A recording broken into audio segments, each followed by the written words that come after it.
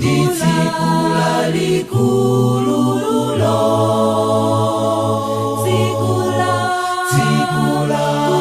Kudza kwake Tsikula ulemelelo Tsikula kudza kwa Yesu Mpulumutsi wa dziko lonse Taona ni Yesu adza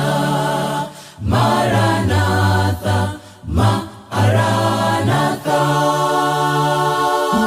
Kudzatenga anthu ake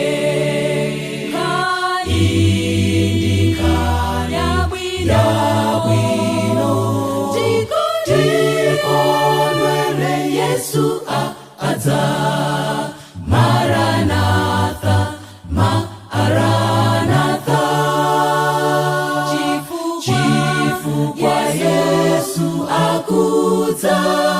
tikondwere chiyembekezo